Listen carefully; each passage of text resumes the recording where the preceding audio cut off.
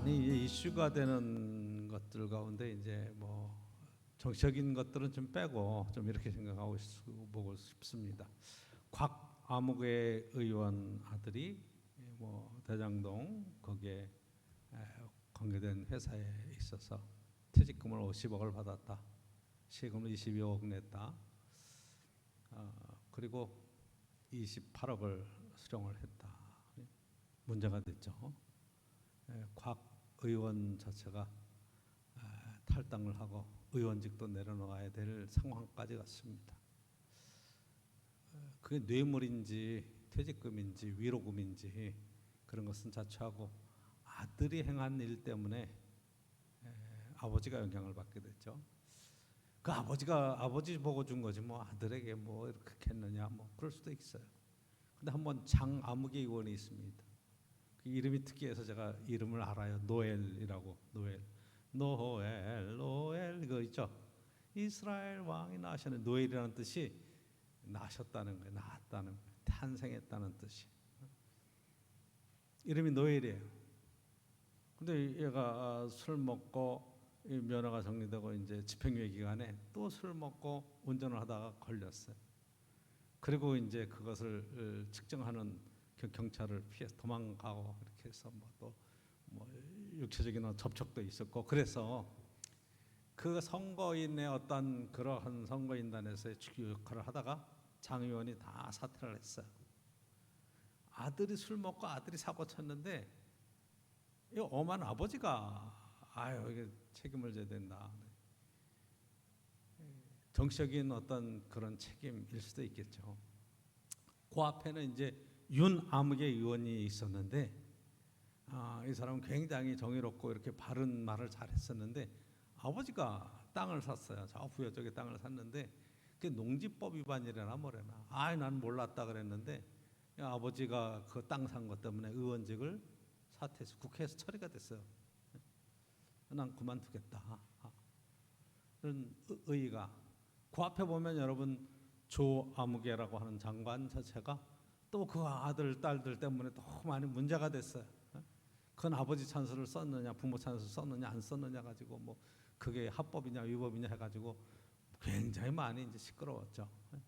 그런 상황을 쭉 보면서 우리가 성경은 하나님 앞에는 우리가 어떤 자세를 가져야 되고 우리 크리스찬들로서는 이 땅을 살아갈 때 삶의 그런 판단력과 지혜는 과연 어디에 있어야 되겠느냐. 대한민국은 여러분 연좌제에서 자유로운 나라입니다. 우리 헌법 대한민국 헌법 제13조 3항에는 모든 국민은 자기의 행위가 아닌 친족의 행위로 인하여 불이익한 처우를 받지 아니한다라고 규정이 되어 있어요. 친족이 행한 그러한 것 때문에 나는 불이익을 당하지 않는다. 여러분 고대 쭉 내려오면서 여태까지 현대의 법이 제정되기 전까지는 연좌제가 특히 왕정 같은 데서는요 왕에 대한 반역이라든가 뭔 일이 생기면 삼족을 멸한다고 그러잖아요. 그렇죠? 본인의 죄를 본인만 묻는 게 아니고 친족, 외가의 삼족까지 쫙 말해서 가깝게는 4천, 멀리는 8천까지 싹 다 처형을 하죠.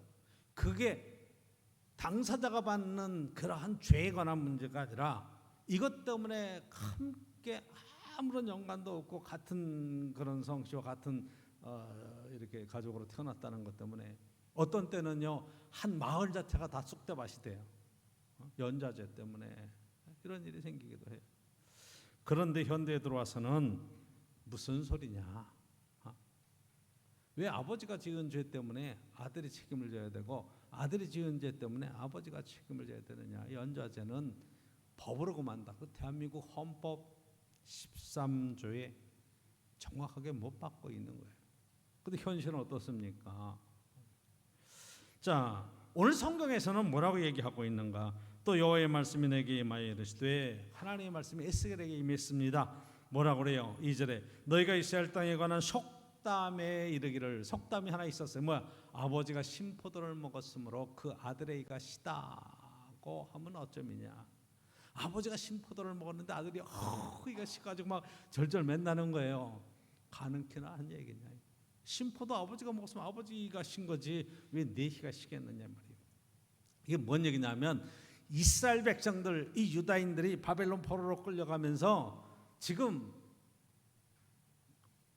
되어진 상황은 과연 왜 이런 일이 생겼냐? 왜 국가적인 위기와 이런 시련들이 우리에게 왔느냐? 조상 탓을 하는 거예요. 아버지가 잘못하고 할아버지 때 잘못했어. 조상들이 잘못해서 우리가 이 시대에 이런 시련을 겪는다.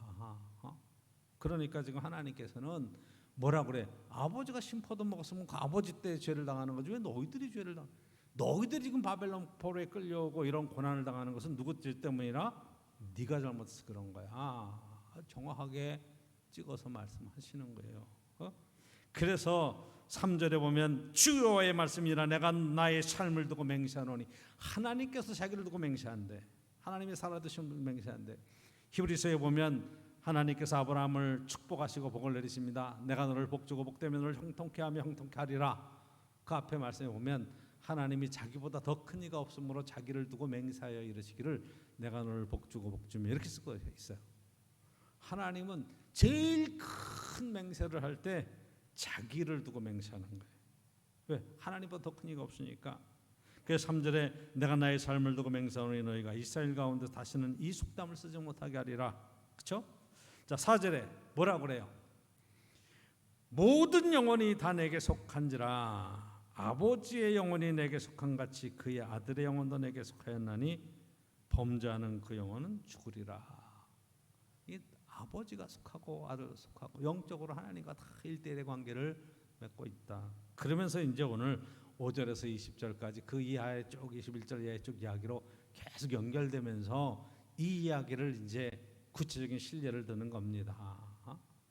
여러분 한 사람이 의롭게 믿음의 길을 잘 가고 하나님 말씀을 지키고 정말 바른 삶을 살았으면 9절에 내 율례를 따르며 내 규례를 지켜 진실하게 행할진대 그는 의인이니 반드시 살리라.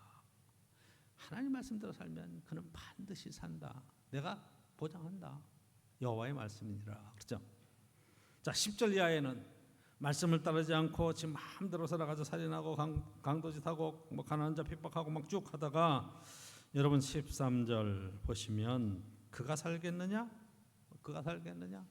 결코 살지 못하리니 이 모든 가정안위를 행하였은즉 반드시 죽을지라 자기의 피가 자기에게로 돌아가리라. 행했으면 반드시 하나님이 행한 대로 심판하신다는. 14절 이하의 이야기는 뭐예요? 아버지는 방탕해. 아버지는 함부로 살아. 아버지는 법을 어기고 살아. 근데 그 아버지가 사는 모습을 보고 아들이 정신을 바짝 차렸어요. 그래서 자는 최선을 다해서 살아갑니다. 그러니까 17절에 뭐라 그래요? 아들은 법을 지켰어요. 이 사람은 그의 아버지의 죄악으로 죽지 아니하고 반드시 살겠고. 그렇죠? 아버지 때문에 죽지 않은 거예요. 이 사람은 사는 거예요. 아버지는 죽는 거예요. 그러니까 오늘 말씀 속에서 이걸 보게 돼요.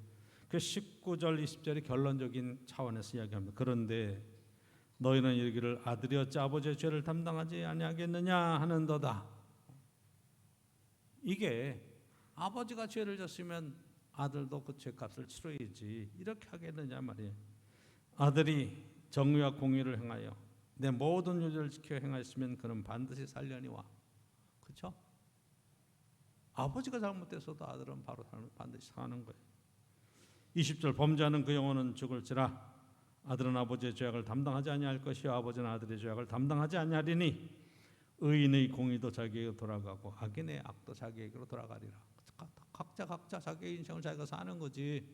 그게 왜 그런 일이 있겠느냐. 자 21절 이하에는 조금 좀 방향을 달렸어. 악한 일을 하다가 깨달았어요. 이 이러면 안 되겠구나. 그래서 회개하고 돌이켜서 의롭게 살면 그는 죽지 않는다. 하나님이 그 돌이키고 회개한 것을 보고 살려줄 것이라. 그런데 의롭게 살다가 어느 날 갑자기 판단을 잘못해서 악한 일을 하고 악을 행하면서 살아가요. 그러면 그는 반드시 그 전에 행했던 의에 관한 문제를 묻지 않고 그 행한 악을 인해서 그는 심판받을 것이다. 이 이야기예요. 하나님은 공의의 하나님이시라. 자기가 행한 대로 받을 것이다. 이게 이제 전체적인 맥락에 오늘 이제 18장의 에스겔이 하나님께로부터 받은 말씀입니다. 이 말씀을 듣고 자 처음에 다시 얘기로 돌아가서 아버지가 잘못했어요. 그랬더니 딸이 난 이 일을 할 수 없습니다. 그리고 책임을 지고 의원직을 사퇴해요. 그건 여러분 법적인 차원의 얘기가 아니에요. 법으로 옳고 그름을 따지자는 얘기가 아니죠. 그렇죠? 충분히 정치적인 메시지가 그 가운데 들어있는 거죠. 여러분도 그렇게 보시죠. 그런데 나는 이렇게 했는데 너희들은 왜 안 그렇게 하고 있어? 도대체 네 자신이 죄를 짓고도 어떻게 떳떳하게 그 자리에 앉아 있을 수 있는 거야? 이런 메시지를 던지는 거예요. 그렇죠? 근데 그걸 들어야 안 들어요? 안 듣죠. 왜? 벌써 정치적인 그런 행보로 다 자기 자신의 변명을 하고 하는 거니까.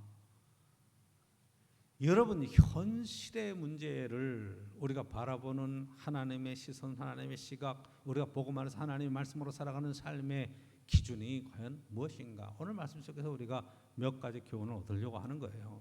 하나님의 말씀은 그냥 허공에 외쳐지는 말씀이 아니라 이 말이에요.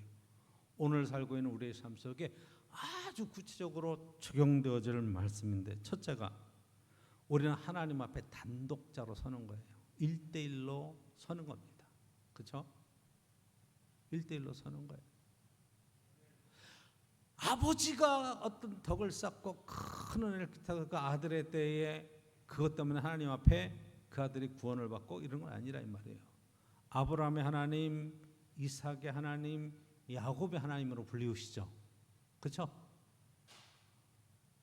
그게 하나님이 아브라함에게 복을 주셨으면 이삭에게 야곱에게 자손 대대로, 그러니까 다윗과 계약을 맺으면서 내 자손 1000대까지 이 복을 내리리라 이렇게 얘기했는데, 그거는 여러분 그 앞에 있는 전제의 말씀을 봐야 돼. 근데 그걸 안 봐. 이 전제는 여호와 하나님의 말씀을 듣고 순종하면서 하나님의 말씀으로 나라를 다스리고 살아가면 하나님께서 그 자손들을 복을 주시겠다 하는 거예요. 이게 선택받은 백성이라고 하는 것은 바로 뭘 받는 거 하냐면 하나님의 말씀과 하나님 그분 자체의 은혜를 받는 자리에 세워진 거예요. 목사의 아들로 태어났다, 장로의 아들로 태어났다, 권사 집사의 아들, 기독교 교인 가정에서 태어났다는 것은 어마어마한 축복입니다. 굉장히 큰 축복이에요. 왜? 하나님을 더할 수 있는 굉장히 귀중한 기회와 소망스러운 일에 세워진 거잖아요. 그렇죠? 저희 집안에서 제가 첫 번째 크리스찬입니다. 제가 이제 부모님 또 교회 모시고 나오고 동생들도 또 형님도 전도하고 하는 그런 일을 했는데, 제가 교회를 청년 때 처음 나가서 신앙생활을 하면서 제일 아쉬웠던 것이 뭐냐면 바로 이 부분이에요. 어렸을 때 신앙생활 안 해봤거든요. 저는 그 복을 모른다 이 말이에요. 그러니까 중간에 시작하는 것들이 얼마나 힘든가. 아무도 아는 사람 없이 그 문제를 다 해결하고 헤쳐나간다는 것 자체가 목회의 길이 얼마나 힘든가. 그런데 우리의 자녀들 속에서 신앙생활하고 저게 커가는 거는요, 너무너무 어떻게 생각하면 큰 축복을 받은 거예요. 제 딸이 제 사이가 목회하고 사모를 하면서 걔네들은 어려서부터 교회를 알고 목사가 뭔 줄 알고 신앙생활이 뭔 줄 알아요. 벌써 교인들도 딱 보면 아 이분이 어떤 지금 상태에서 지금 신앙생활을 한다는 걸 기가 막히게 알아요. 그 굉장히 신기하더라고. 예배 마치고 주일날 쭉 들어가면 우리 큰딸이 딱 그래요. 아빠 어느 장로님 시험 들었어? 그래서 왜? 그러면 벌써 표정이 갔어. 그랬다 그래. 야 어떻게 알아? 나도 잘 모르는데. 야, 이 참 영적인 어떤 그런 훈련들이요 어려서부터 계속 기도하면서 신앙생활하고 교회 안에서 성장해가면서 잘 자라가는 거. 이게 굉장히 중요한 거예요. 그만큼 신앙의 유산을 많이 물려받을 수 있는 기회가 됐다는 거죠. 그런데 여러분 한번 생각해 보세요. 그 자녀들이 신앙 안에서 자라가는 것이 내 마음대로 됩니까? 내 마음대로 돼요? 다 1대1로 하나님 앞에 서는 거죠. 그렇죠?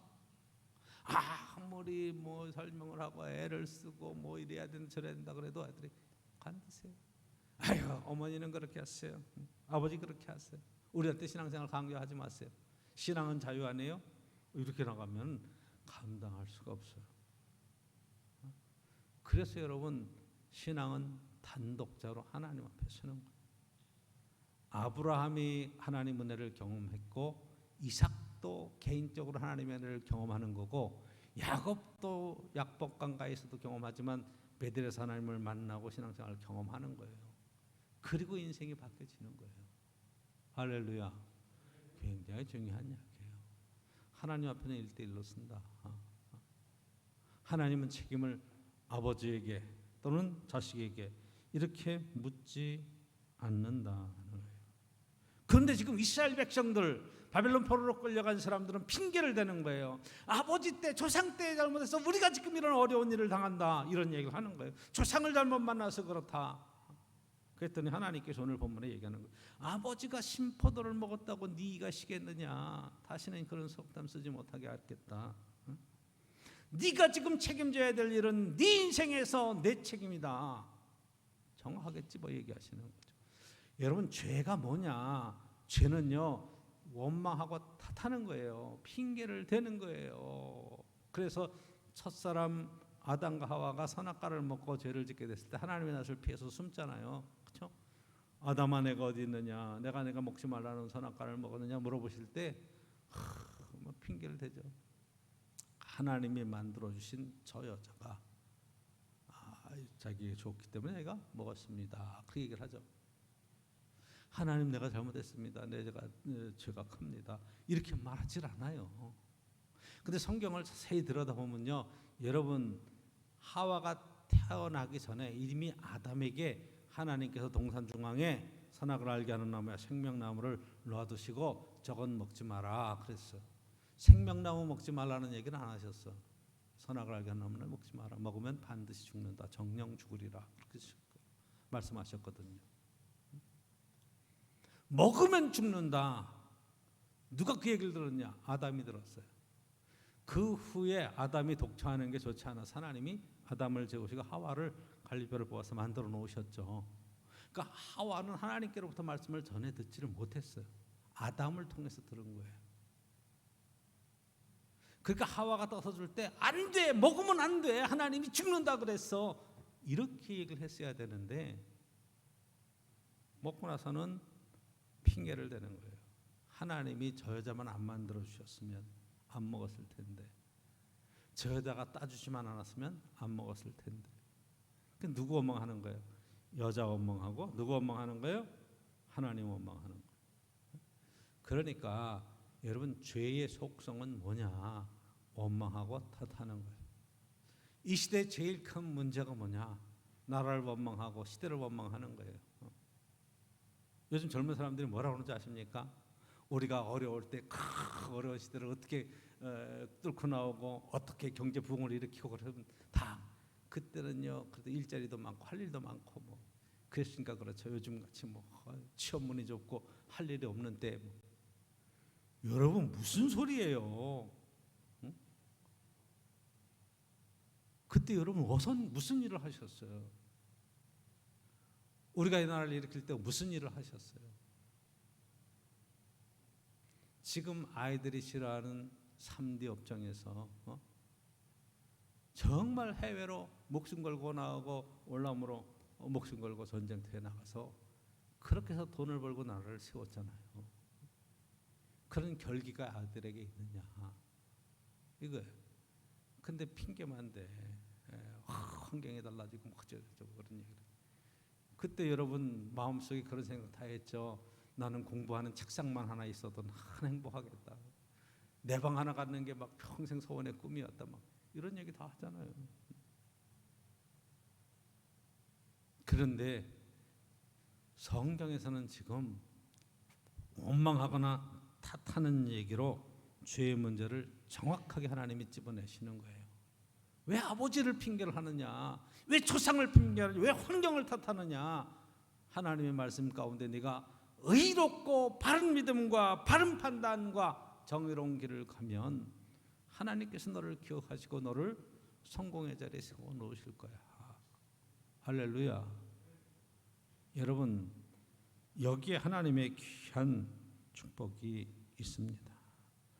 어떤 환경과 조건을 뛰어넘는 능력이 하나님의 말씀 속에 있고 하나님의 은혜 가운데 분명히 들어 있는 거예요.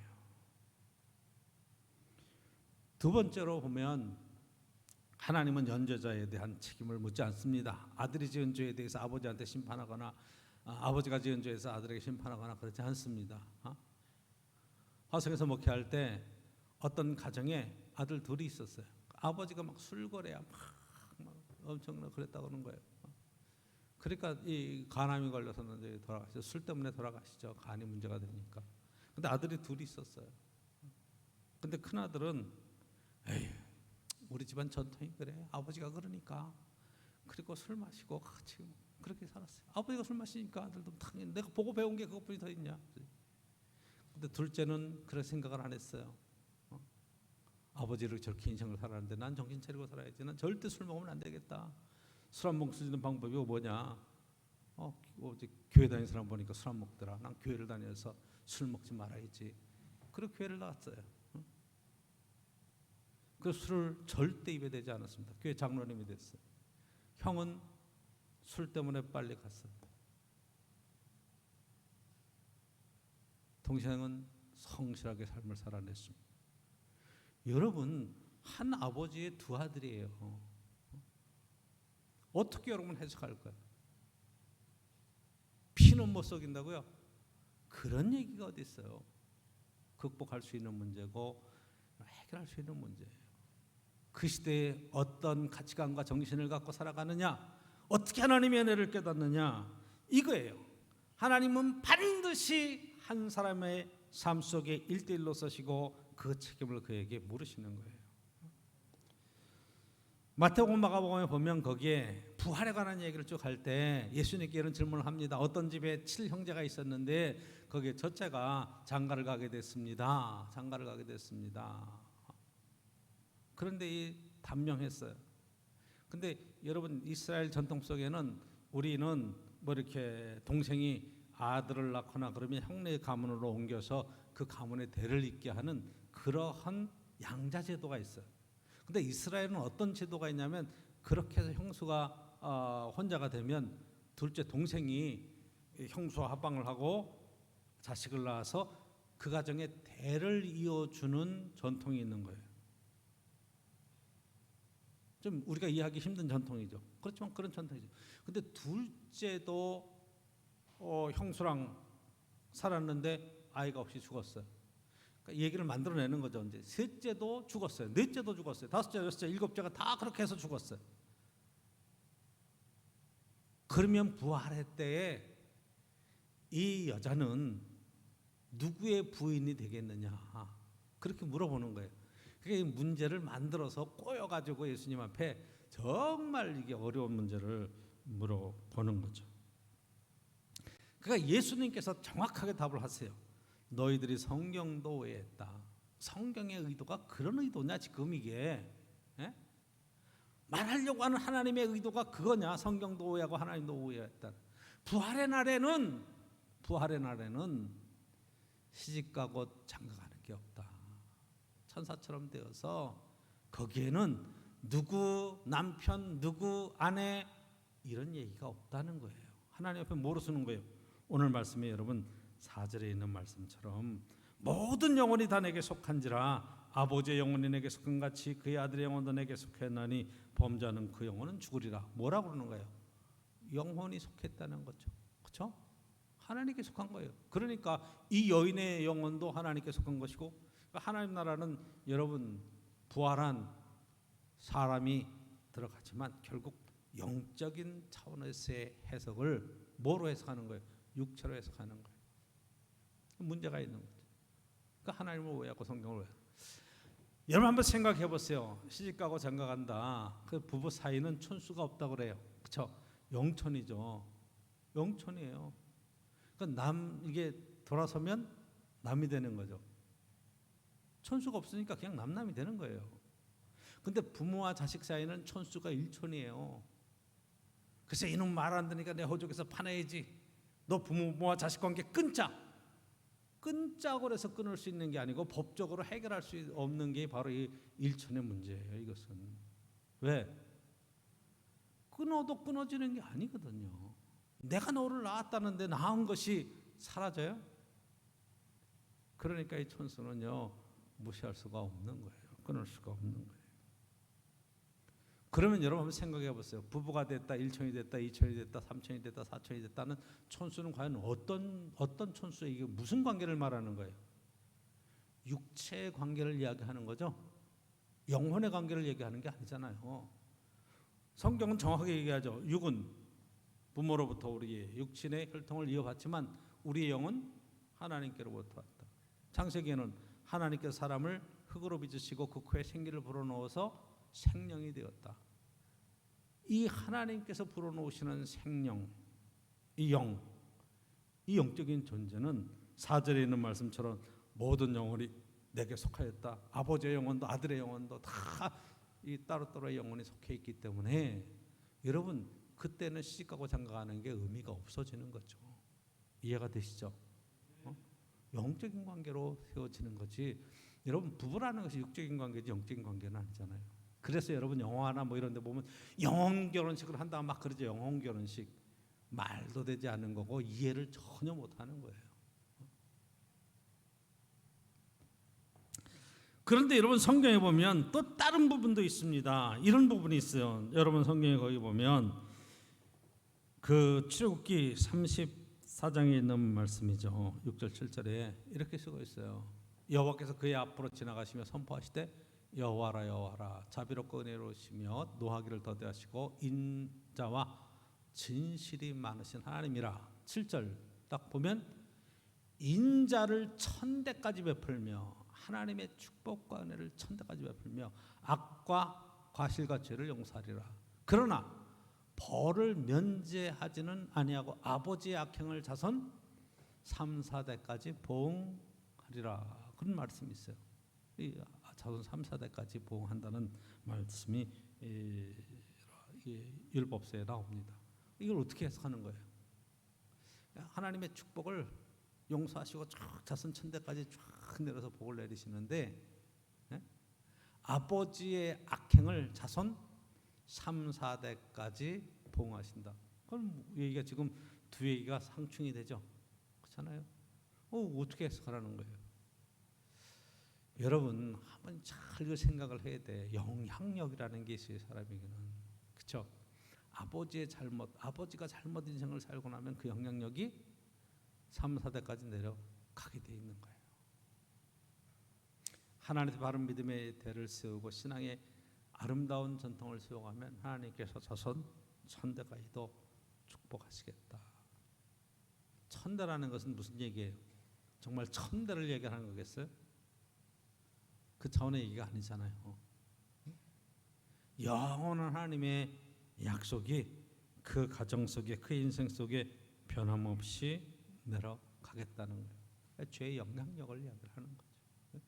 그러니까 하나님 안의 말씀으로 사는 것이 얼마나 중요한가 하는 것에 대한 이야기죠.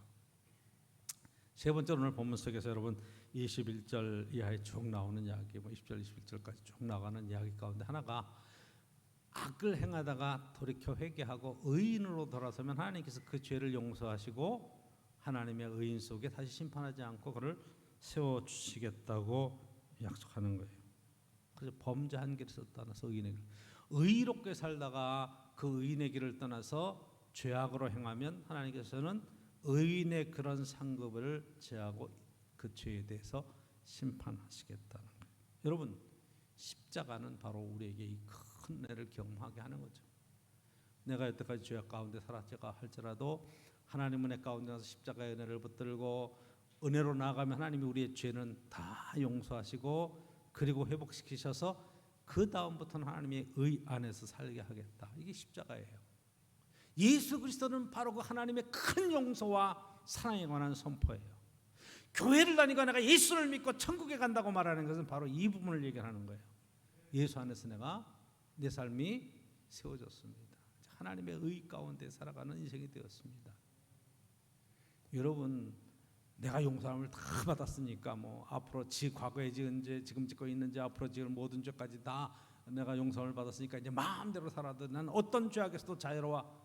구원파의 이야기죠. 속지 마십시오. 적어도 내가 예수 그리스도 안에서 믿음으로 산다 그러면요, 아버지 얼굴에 먹칠을 하는 그런 행동의 삶을 살아내지 않는다는 거예요. 그렇죠? 함부로 행동하지 않는 거예요. 내가 하나님의 아들이고 하나님의 딸인데 내가 어떤 삶을 살면 하나님께서 상심하시고 힘들어하실 것을 알기 때문에 하나님 안에 내 부끄러움이 없는 삶을 살아낼 수 있는 힘이 어디에 있는 거예요? 십자가에 있는 거예요. 우리는 다시 예수 그리스도를 십자가에 못 박는 사람들이 아닙니다. 우리의 죄악 때문에 다시 한번 못 박게 할 수는 없습니다. 그 나의 큰 죄 때문에 십자가의 은혜를 베풀어 주신 그 큰 사랑 가운데 살아가는 저와 여러분들은 죄의 유혹이 우리 앞에 있을 때 하나님의 말씀 속에서 단호하게 물리쳐야 되는 거예요. 사탄아 물러가라. 내 욕심도 그렇죠. 죄와 사망도 십자가에 이미 못 박았다. 내 정욕도 십자가에 못 박았다. 난 욕심껏 사는 사람이 아니야. 하나님의 은혜로 하나님의 말씀으로 사는 사람이야. 이렇게 바뀌어지는 거예요. 이게 여러분 오늘 말씀 속에 핵심, 하나님 앞에 1대1로 선다는 것은 바로 이 부분이 중요한 거예요. 그래서 저와 여러분들이 이야기할 때 그 아들이 지은 죄 때문에 아버지들이 다 뭐 자리를 내려놓고 막 이러는 것은 그거는 법적인 책임에 관한 문제가 아니에요. 그렇죠? 법적인 정치적인 이야기고 이런 어떤 제스처의 한 부분이죠. 하나님도 그 죄를 묻지 않으시는데 세상에 누가 그 죄를 묻겠어요? 세상은 자기가 죄를 짓고도 난 그런 적이 없다, 기억나지 않는다, 난 모르는 사람이다라고 다 오리발내고 발뺌이고 하고 그렇게 나가는데, 그렇죠? 증거가 있잖아. 딱 증거를 대도 기억이 안 난다 그러는 세상인데, 여러분 그거 너무 많이 보잖아요 요즘. 그게 뭐 하루 이틀의 일이겠습니까? 근데 하나님은 정확하게 기억하시고 정확하게 판단 내리시고 정확하게 우리에게 상을 주시고 생명의 구원을 내리시는 분이라. 자, 결론적으로 말씀드립니다. 하나님이 함께 하세요. 성령님이 함께 하세요. 로마서 8장에 보면 성령은 말할 수 없는 탄식으로 우리를 위해서 친히 간구하신다니. 우리가 죄된 길로 가고 우리 연약해서 우리가 뭔 일을 할지 잘 알지 못할 때 하나님께서 막 안타깝게 기도하고 계세요. 저와 여러분들이 인생을 살아가면서 우리의 자녀들을 여러분 뒤따라다니면서 끝까지 보호할 수 있는 능력이 안 되잖아요. 우리 눈에서 딱 벗어나는 순간에 그 아이가 어떤 상황이 터진지, 어떤 생각을 하고 있는지, 어떤 행동을 하는지 때로는 감이 안 오잖아요. 우리가 자녀를 믿고 그냥 세상 속에 살게 하지만 이 아이들이 바른 판단을 할 수 있도록 도와줘야 될 책임이 누구에게 있느냐? 저와 여러분들에게 있어요. 왜? 그런 판단과 그런 능력으로 세상을 살 수 있게 해야 될 때. 그래서 저는 여러분들에게 세상을 너무 부정적으로 보지 말자는 그런 결론적인 말씀을 하나님께 맡기고 하나님 앞에 바른 판단과 지혜를 구해야 된다. 그러니까 여러분 극으로 가는 것, 극으로 가든지 극좌로 가든지 극으로 가는 것은 통하게 돼 있어요. 늘 하나님 안에서 하나님께서 이 상황 속에서 과연 우리에게 요구하시는 것이 무엇인가 분별하고 말할 수 없는 탄식으로 간구하시는 주의 음성을 들을 수 있기를 간절히 축원합니다. 주의 말씀에 귀를 기울이셔야 돼요. 주님, 이런 상황이 있습니다. 제가 어떤 판단을 내리면 좋겠습니까? 어떻게 결정했으면 좋겠습니까?